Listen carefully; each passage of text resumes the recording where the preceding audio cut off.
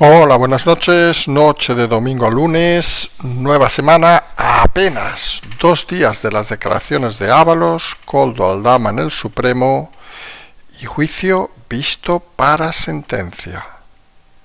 Vamos a ver si hay alguna novedad en esas declaraciones. Algunos hablan de la confrontación, digamos, del señor Koldo, del encantamiento, digamos, del señor Ábalos y las negociaciones del señor Aldama, que si algunos quieren derruir esas negociaciones, que si Koldo en esa sensación de destrucción quiere llegar a más y que si Ábalos pues sigue con la vida encantada y engañado pensando que le van a solucionar la vida. Daremos un paso el martes sabiendo exactamente por dónde se van a mover estos tres personajes.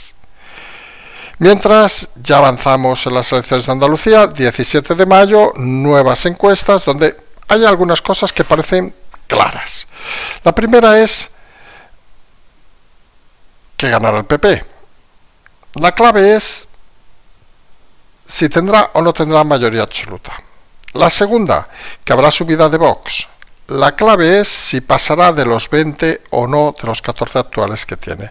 Y la tercera, que parece también clara, es la caída espectacular del PSOE. La duda si curiosamente bajará también de los 20. Parece esas los tres interrogantes que habrá que dilucidar el 17 de mayo. Vamos a hablar de ese tema. Mientras Sánchez en la campaña pues ha criticado la prioridad nacional, dice que es una patada a la Constitución. En fin, pues no sé qué pensar en otros países, europeos, americanos, cualquier país del mundo, donde es lo natural. Y hay que decirlo así de claro, cójanse, váyanse, hemos leído algunos tuits de gente que vive en el extranjero, pero tenemos nuestra propia experiencia, pónganse enfermos en un país tercero y ya verán cómo funcionan las cosas. Lo que es lógica y coherencia mundial aquí se vuelve absurdo. Y el presidente ahora resulta que se va a poner a defender la Constitución. En fin, la ha intentado violar todos estos años, parece que no se acuerda. Hablemos también de una cosa puntual, que es ese movimiento de Mónica García, que dice que va a ser la candidata contra Ayuso en el 2027. Entre este y Óscar López, parece que a Ayuso se le pone cara de mayoría absoluta nuevamente. Claro, clarísimo. Hablemos también, como no, del atentado de Trump en la cena de los corresponsales. Noticia fundamental, no hay que olvidarlo. La hemos traspasado al quinto lugar porque en este momento es más un tema de información que de análisis, vamos a decirlo así de claro. Parece que ser presidente es un oficio peligroso. Lo cierto es que el tercer intento de asesinato a Trump, de momento, sigue vivo. El que no sigue vivo, y seguimos fuera de España, es el ministro de Defensa de Mali, que alguno dirá, ¿y qué cojones nos importa Mali? El señor Sadio Kamano, que ha sido asesinado en su casa en las últimas horas junto a su mujer, y alguno, insistimos, dirá, Carlas, ¿qué haces hablando de Mali? Saben que curiosamente Mali debe ser de los países africanos que más hablamos, junto con Marruecos obviamente, porque saben que es donde está el límite, digamos, del yihadismo. Es la frontera del yihadismo donde van monitores españoles, etcétera, etcétera, y es un límite que no debe caer, porque si cae Mali, tenemos un problema a las puertas de España. Por eso es importante estas historias y ver qué medidas se toman en el caso de Mali. Les aseguro que si Europa fuera tan contundente como Estados Unidos ha sido con Irán o Israel, Mali no sería un problema. No estamos hablando de miles de tarados, no. Estamos hablando de elementos que pueden ser eliminados en 24 horas. Pero la falta de voluntad, la falta de decisión europea siempre ha sido un grave problema. Y no hay que olvidar una cosa fundamental, que a día de hoy, algo que muchos desconocen, si no fuera por la seguridad de los servicios de información marroquíes, que campan a sus anchas por España con libertad, y, aunque a alguno le sorprenda, en muchos casos con fidelidad, pues España tendría un problema de yihadismo bastante grande. Duplicar las fuerzas para atender lo de Mali se convierte en una prioridad nacional si no queremos tener mayor dependencia y mayor problemas en breve. Y hemos dejado para el final, saben que nos gusta el análisis, los domingos más todavía, pues que siga aumentando el tema del riesgo de volar estos próximos meses. No riesgo de que pase nada, obviamente, sino riesgo de quedarte en tierra porque se han cancelado los vuelos. Y hay una sensación, no sé si lo han notado ustedes, pero nosotros que nos gusta hablar con gente, cada vez más evidente de reducir las planificaciones de vuelos hasta el último momento. Y eso está afectando obviamente a las compañías aéreas. Ya hay una sensación, no sé si lo han notado, que pasada la pandemia la gente parecía que tenía ese deseo imperioso de viajar, parecía que se acababa el mundo, vamos a decirlo así, y parece que este año, obviamente también por la crisis económica, nadie lo va a negar, parece que hay un descenso cada vez más grande de ese deseo. Y eso obviamente afecta a las compañías. Súmenle el riesgo de los precios del queroseno y, como decíamos, podemos estar a puertas de un cambio muy importante que además a un país turístico como España le puede afectar más que a la mayoría. Hay que estar pendiente del tema de la aviación.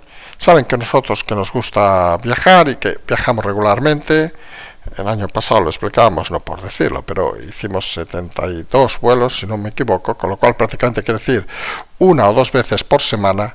Esta semana volvemos a volar. Realmente hemos notado también ese descenso. Lo ves en los aviones, que ya no van tan llenos como antes, lo ves en el día a día aeroportuario, donde hay más reducciones. Y está claro, como decíamos el otro día, que quizá las autoridades aeroportuarias como AENA deberían empezar a facilitar o a reducir los costes de las compañías, porque si no se van a quedar sin compañías. Dejaremos para el final, para una última cosita, un detalle que explicaremos al final. Así hacemos aquello del intríngulis, vamos a decirlo así, vamos a explicar algo al final, que luego, como somos así, no somos capaces de olvidarnos. Pero bueno, en fin, saben que a veces nos hacemos los despistados y a veces ciertamente nos despistamos. Empezamos hablando de esa jornada del Supremo el próximo martes, en apenas 48 horas, menos para quien nos escuche durante el lunes a la mañana, que va a ser clave. Porque son las declaraciones de Ábalos, Koldo y Aldama en el juicio del Supremo, y donde está claro que hay 3 líneas, porque no lo haya visto, evidentes. Hay una confrontación entre Ábalos y Koldo, entre sus defensas, nadie parece que lo niegue a estas alturas. Parece la sensación de que Koldo está en el sentido de destrucción, de aportar informaciones para intentar salvar el cuello. Sabe que está muy cerca de los 20 años en este momento, Ábalos también. Ábalos está en una posición más receptiva, vamos a decirlo así, está más pendiente de que, oiga, que pueda haber el milagro de las gaunas, ya saben aquello, en el último minuto que le salven la vida, porque si no, no se acaba de entender esa sensación que da y que se ha demostrado con los testigos a su favor, donde en pocas palabras han venido a decir que Koldo era un criminal, un chorizo, un delincuente, y que ellos simplemente pues no lo habían visto. Algo que a ojos de cualquier juez y más del Supremo parece bastante inverosímil como argumento, porque eso querría decir que el ministro, la señora Dadif, entre otros, pues no sabían gestionar a su gente. Y luego tenemos al señor Aldama, que está más en la parte de negociación, aunque parezca que desde la Fiscalía, una parte de la Fiscalía, quieran romper esa negociación para intentar ponerle más presión. Aldama entregó una documentación que le garantizaba pues unos años de condena. Recuerden, posiblemente su no ingreso en prisión depende de la condena, y es cierto que no enseñó todas sus cartas, porque lo único que harían es aumentar su ratio de condena.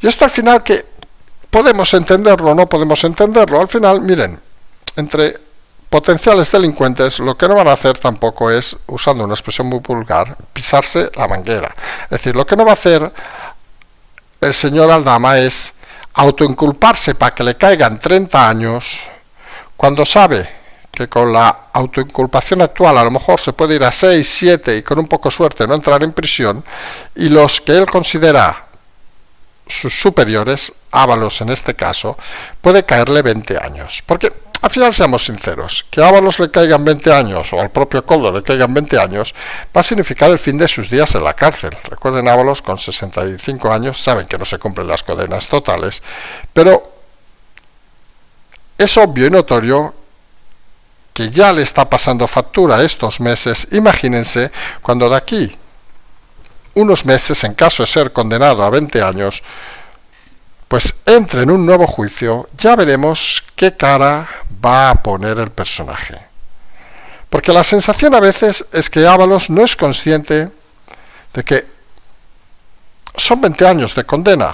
Insistimos, que aunque cumpla 5, 5 años con 65, 66 años del exministro, pues parece que pueden llevarle hacia el final de sus días.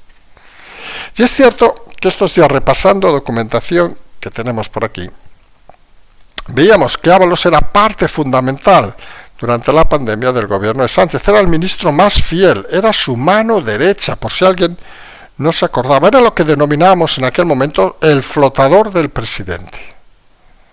Y el presidente le ha pinchado el flotador, lo ha dejado abandonado, y curiosamente Ábalos no es consciente de la situación. Va a ser muy interesante ver las formas el próximo martes de Ábalos y de Koldo. Aldama es importante, pero Aldama al final ha dicho ya lo suficiente para que los otros personajes sean condenados, y parece obvio que no va a decir mucho más porque implicaría a lo mejor alargar su condena. Pero Ábalos y Koldo, sobre todo de Koldo, se empieza a valorar si es capaz de tirar de algo o no. La duda que a estas alturas del juicio parece que tampoco le va a significar ninguna garantía de nada. Vamos a ver, pero sin lugar a dudas se convierte esto en la semana más interesante de los últimos tiempos. Y miren que hemos dicho lo de semana interesante muchas veces, pero esta escucharemos de viva voz a dos señores que actualmente están en la cárcel y a un señor que ha estado en la cárcel mucho tiempo. Sin lugar a dudas, el martes es un día para marcar en la agenda, porque el juicio, tras estas declaraciones, estará visto para sentencia, y a estas alturas parece obvio que la condena va a ser muy dura. Creo que nadie lo duda en este momento, ni incluso los imputados, y parece obvio que van a salir y derivarse actuaciones contra alguno de los testigos. Pensamos obviamente en la señora Armengol, pensamos en la señora de Lugo, expresidenta de Adif, pensamos en algún otro como el gerente del PSOE. Todo eso no ha pasado desapercibido para los jueces y lo vamos a ver en más breve tiempo del que parece. Además, hay una situación muy curiosa. El juicio técnicamente esta semana será visto para sentencia y, salvo novedad, podría ser que antes de las elecciones de Andalucía, pues apareciera la sentencia. Muchos entienden que esa sentencia pues no afectaría tanto al PSOE, porque en principio hablan de personajes que, según su propia literatura, ya han sido eliminados del partido, como Ábalos. Pero podría ser interesante ver los tiempos de la sentencia, porque lo que está claro, y en este momento les aseguramos que nadie lo duda en el tribunal, es que la condena va a ser muy rígida, muy dura y muy consistente. Habrá que ver los tiempos de esa condena, si salen antes del 17 de mayo o se alargan unos días. Porque el 17 de mayo hay elecciones en Andalucía, como saben, y hay tres cosas que parecen evidentes, las hemos dicho anteriormente: que va a ganar el PP, creo que esto nadie lo está dudando; que va a haber una subida de Vox, creo que tampoco nadie lo duda; y que va a haber un descenso del PSOE, creo que tampoco nadie lo duda. La cuestión es el calado de estos tres movimientos que parecen en este momento bastante consistentes. ¿El PSOE bajará a los infiernos? Y los infiernos es bajar de 20 diputados. Alguna encuesta le da 23, 24, la campaña está siendo especialmente complicada para el PSOE, una sentencia podría ser un remate, pero vamos a ver a dónde llegan. Por otro lado, Vox, pues que aspira de esos 14 pues a superar los 20, lo cual sería un objetivo logrado. Obviamente, conseguir 18 o 19 también son buenos resultados, porque aumentaría 4 diputados tras la calamitosa campaña de la señora Olón en las últimas elecciones, pero su aspiración sería superar los 20 diputados. Y por otro lado tenemos al partido del presidente Juanma Moreno, que está ahí lidiando con la mayoría absoluta. No conseguirla sería un fracaso, sería, como hemos ido repitiendo estos días, un éxito, curiosamente, para Feijóo, que no se ha implicado al máximo en esta campaña, y pondría en duda esa forma, digamos, del Partido Popular de querer entender el voto de los ciudadanos como si fueran ellos el único partido posible y votable.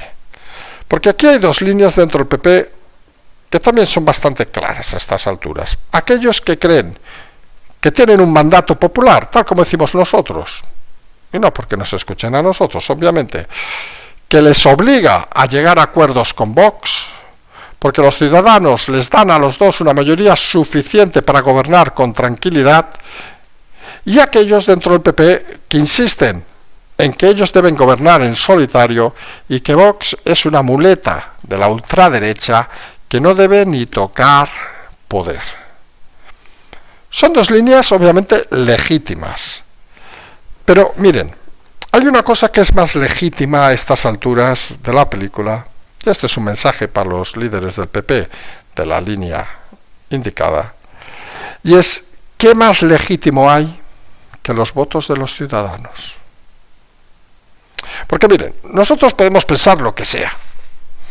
Es más, nosotros podemos pensar, por ejemplo, por decir algo muy del canal, este canal, esta temporada, pues prácticamente creo que ningún programa, creo que uno o ninguno, les soy confieso, ha bajado de 10.000 oyentes yendo 5 días a la semana. Eso es un dato. Que alguno diría, es que deberías estar en 50.000. Bueno, ¿para qué? Nosotros lo que queremos es gente que entienda la política, y somos conscientes que en este país la política pues la entiende una minoría. Nosotros ya estamos satisfechos con esas cifras, vamos a decirlo muy claramente. Y eso es legítimo. De la misma manera que es legítimo también, obviamente, que haya líderes del PP que consideren que Vox es la ultraderecha, no hay que pactar con ellos porque son muy malotes. Hasta aquí estamos de acuerdo.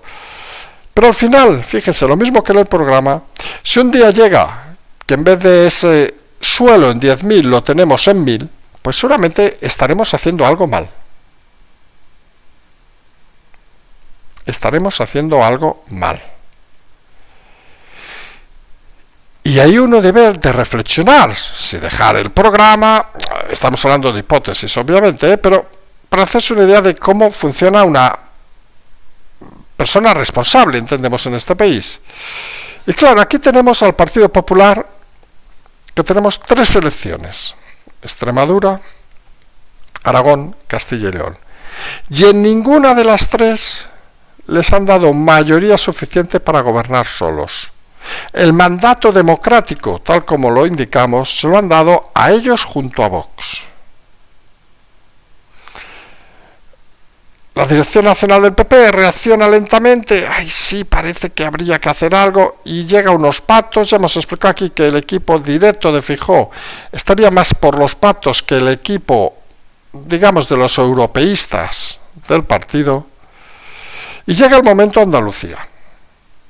Y aquí es donde los ciudadanos, creemos, deben demostrar pues esa inteligencia que a veces los partidos ignoran. Y nosotros seguimos creyendo que hay mucho votante que potencialmente sería de Juanma Moreno y del PP, vamos a decirlo con claridad, pero que desea que haya una mayoría amplia y suficiente, más que una mayoría individual del Partido Popular. Es decir, que van a votar a Vox porque quieren un gobierno de coalición. porque entienden que hay puntos de Vox que son necesarios, hay puntos de Vox que les gustan y hay puntos de Vox, curiosamente, que no rehúye el Partido Popular, aunque el señor Moreno se abstenga sobre ellos. Hablamos, por ejemplo, sobre este tema de la prioridad nacional, que se ha convertido prácticamente en el momento importante de la campaña. Recuerden que Vox apuesta por ella, el PP últimamente parece que dice que sí, pero Juanma Moreno que no, y hoy ha salido Sánchez para decir que la prioridad nacional es una patada a la Constitución, lo dice el señor que más patadas ha dado, por cierto, y que España debe ser una sociedad justa. Miren, saben que hay aquello de los contratos que si tú no dices una cosa es la otra, no sé si saben aquello, que hay que negar todo. Esto es como aquella anécdota muchas veces que decía, no, es que me he comido unas patatas fritas muy calientes en el McDonald's y como no ponía que ojo con las patatas fritas, pues les cae un puro. Pues aquí es una cosa, salvando distancias obviamente, que el PP no son patatas fritas, un poco similar. La prioridad nacional, señor Moreno, señores del PSOE, es algo que se ejerce en todos los países del mundo.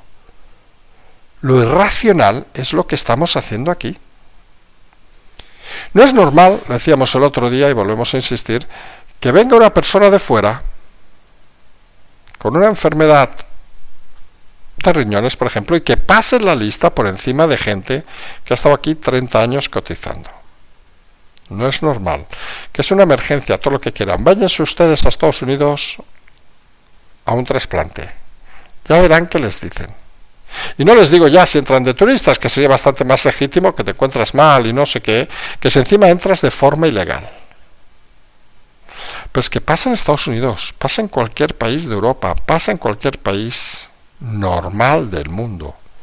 Aquellos que tenemos la suerte o que hemos ejercido la virtud de viajar mucho por el mundo, sabemos que una cosa se llama los seguros privados, por decirlo de alguna manera, que es por si te pones enfermo y tienes que ser atendido. Pero es que eso sucede también en Europa. En la tarjeta internacional, todo lo que quieran, Pero es algo fundamental que no es que sea prioridad nacional, es que es la vida misma. Porque si no existen las fronteras, que algunos podríamos discutir si son necesarias o no, Algunos saben que tenemos una teoría, en esto es muy política, que la hemos explicado en más de una ocasión, que creemos que España, curiosamente, es un ejemplo para el resto del mundo. Lo hemos dicho en muchas ocasiones, porque aquí vivimos culturas muy diferentes, muchos años, no estamos hablando de 5 años, no, de toda la vida, con algunos que abusan, hablamos obviamente en el último periodo, catalanes y vascos, algunos que abusaron en su momento, también hay que decirlo, pero una cultura que lleva, una mezcla de culturas, que lleva muchos años, es un ejemplo incluso para la Unión Europea, para unir países y todo lo que quieran, pero al final, todo eso se basa en unas normas y unas leyes. No tiene sentido que cualquiera, que venga, por ejemplo, ese número que se habla ya de miles de personas que se van a regularizar, como quien dice, sin haber pisado nunca el país, con más de 60 y pico años. ¿Qué van a aportar? ¿Qué van a aportar a este país? Y alguno dirá, no hombre, pero pobre gente. No, es que esto no va de pobre gente.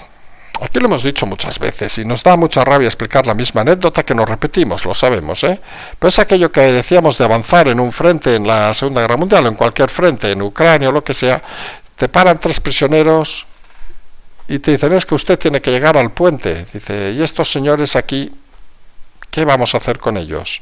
Vamos a parar todo para llevarlos a casa y uno te empieza a llorar, es que tengo hijos, no sé qué. Perdón, les tienes que pegar un tiro y seguir adelante. No está la cuestión, perdón por la explicación,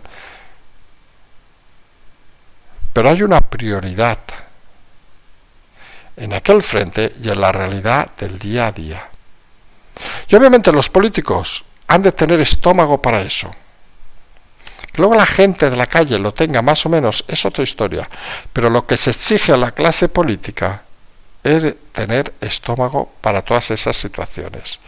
No para intentar quedar bien con gente que al final da la sensación que lo único que quieren es que les voten en un futuro y están maniobrando no por su integridad, sino por su interés, algo bien diferente. Porque al final la integridad, el interés y al final la realidad son cosas diferentes. Y tenemos el ejemplo claro de la señora Mónica García, la fracasada de Mónica García, que ha dicho que quiere enfrentarse a Ayuso en el 2027 para quitarle la comunidad. En fin, se presenta, recuerden, Óscar López en el PSOE.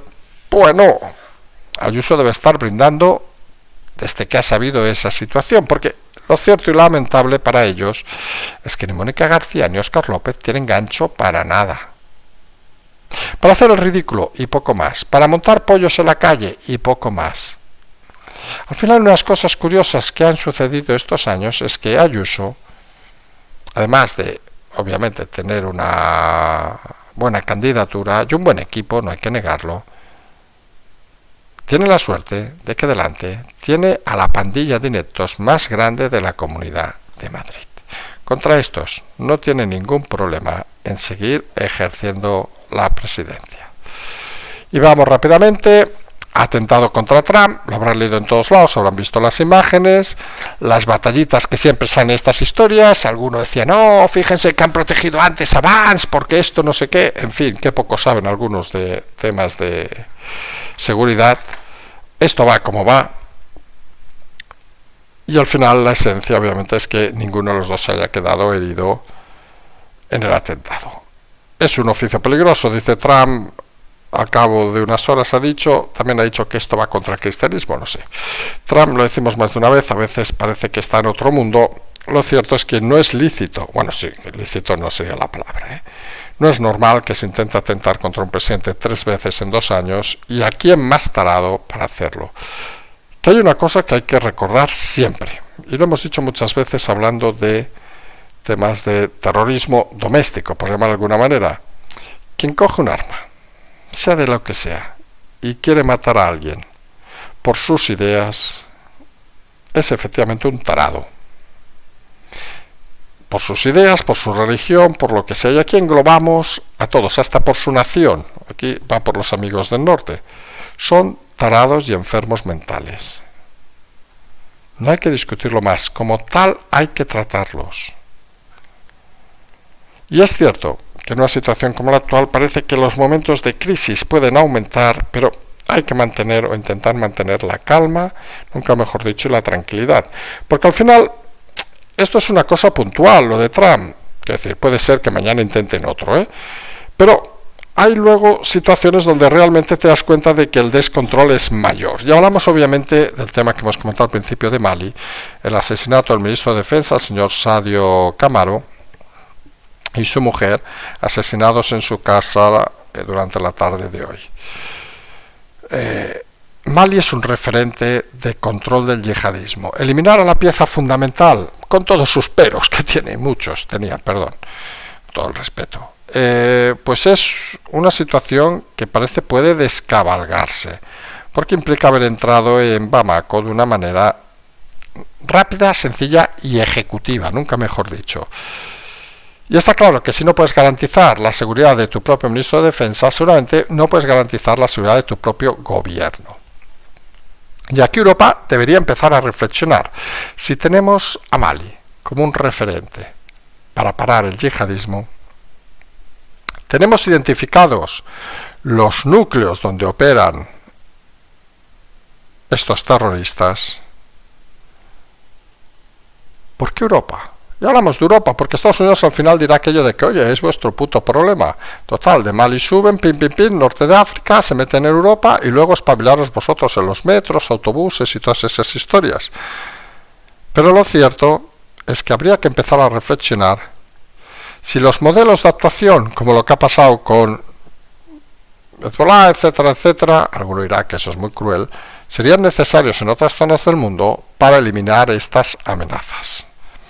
Algunos creemos que el método está ahí y que no se puede obviar. Además, no hay que olvidar que el terrorismo yihadista tenemos la suerte, y es algo que nos gusta insistir en este tema, de la colaboración de los servicios de información, vamos a ser finos, marroquíes, que saben que mejor no encontrártelos una noche, pero bueno, eso es otra historia, que son los que realmente gestionan la mayoría de casos en España y en Europa Occidental, fueron los que avisaron del tema de Bataclan, aunque luego no les hicieran mucho caso, por decirlo con claridad, son los que, bueno, vamos a decir, participaron en que los atentados de Barcelona fueran menores, y cada uno que entienda lo que quiera, son en realidad elementos fundamentales para proteger España. Y no es más que necesario recordarlo, porque una cosa son las relaciones y la idea que podamos tener de Marruecos, de algunos de sus ciudadanos y algunos de sus elementos. Obviamente tampoco nos vamos a ir de copas con los representantes de estos servicios de inteligencia, porque les aseguro que podría ser bastante incómodo, pero lo cierto es que sirven a este país, aunque algunos lo creáis, tienen en muchas ocasiones autoridad y licencia para actuar en España con total permisividad de los servicios españoles, porque son operaciones que sirven para proteger nuestro país. Por eso es un mal día que se haya asesinado al ministro de Defensa de Mali, porque eso quiere decir una brecha en uno de los países estanco, uno de los países donde se limita el acceso a nuestra Europa. Una Europa donde ya hablábamos otros días que el riesgo de volar, no porque pase nada, obviamente, más faltaría, pero el riesgo de volar porque el queroseno cada vez más caro y las compañías cada vez pues teniendo que hacer más inventos, vamos a decirlo así. Lufthansa saben que ha cancelado vuelos, Volotea ha subido precios por un extra combustible, lo envió ayer a sus clientes, estamos entre ellos, con lo cual lo recibimos nosotros ayer, antes de ayer, y otras compañías planteándose reducciones como Level, etcétera, etcétera, etcétera. Hay un tema de fondo que algunos no están viendo, y es que a todo esto se suma además la baja demanda que hay actualmente de billetes aéreos. Quien está acostumbrado a volar, en nuestro caso, pues se da cuenta de que el año pasado a estas alturas era difícil encontrar un buen precio en muchos vuelos, y a estas alturas aún sigue habiendo ofertas importantes, porque hay el miedo doble, el miedo a coger un billete. Imagínense la situación que puede pasar con cualquier compañía de estas que ha cancelado vuelos. Scandinavian Airlines suspendió hace unas semanas también bastantes vuelos, miles de vuelos. Que usted coja un vuelo a donde sea, pague el hotel, por decirlo con claridad, y se encuentre pues que de golpe le suspende la compañía aérea y se queda tirado. Y eso obviamente es incómodo. Y hay esa sensación de improvisar, que obviamente tampoco beneficia a las compañías aéreas, pero que tiene un trasfondo también un poco social en la Europa actual, en la España actual. Parece que luego de la pandemia hubo un interés inusitado en viajar, parecía que el mundo se nos quedaba corto, muchos lo sabrán o lo habrán vivido, y ahora la sensación de intentar bajar el ritmo, obviamente por la economía, nadie lo va a discutir también, y de darse cuenta de que, ojo, que esto puede ir para largo. El modelo de las compañías aéreas low cost, que decíamos que no está poniéndose en duda, porque curiosamente Ryanair o la propia Vueling parece que tienen capacidad para aguantar lo que venga, mientras otras compañías mayores, que no son low cost, parece que no van a tener esa capacidad, es un modelo que ha beneficiado mucho a Europa. La cantidad de destinos donde uno puede volar a un precio económico, pues es algo inimaginable. Incluso cuando nosotros teníamos 20 años o así, que aún había que hacer, yo recuerdo uno de los primeros viajes, de ir a Viena en tren. Perdón, en tren. Ahora que a Zúrich en tren, y de Zúrich a Viena no sé en qué cojones fui.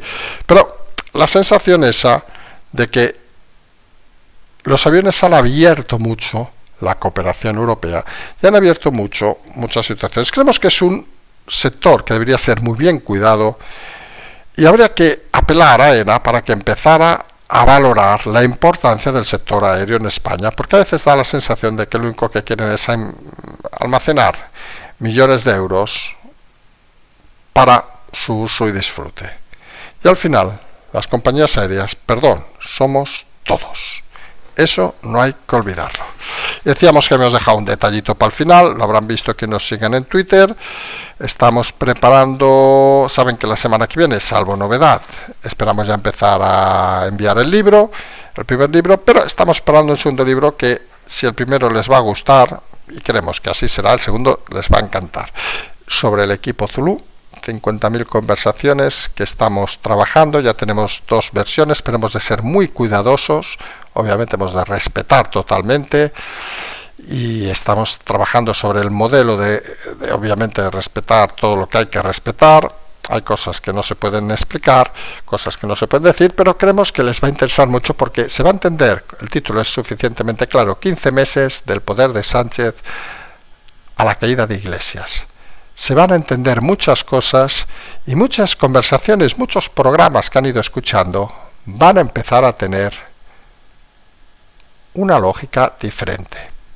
Nos decía alguien que se ha empezado ya a mirar todo, que lo más sorprendente del libro, perdón por el autobombo, es que se va a explicar lo que muchos de ustedes suponían y nunca pensaron que se iba a plasmar por escrito. Calculamos que se enviará a imprenta sobre noviembre, será de cara a final de año. También les digo que a diferencia del primero, que son 192 páginas, van a ser más de 600 páginas, va a ser un libro intenso, pero va a ser un libro que creo va a gustar y mucho, y va a marcar un antes y un después, y no porque lo hagamos nosotros, en cómo se explica la política en este país. 50.000 documentos para entender todo lo que pasó en ese periodo. Nosotros, en todo caso, vamos a seguir, ya les hemos dicho, estamos de movilidad, nos vamos creo que miércoles y jueves, y mientras seguiremos trabajando también desde allí, y desde aquí obviamente nos vamos a emplazar hasta mañana. Como siempre decimos, seguimos.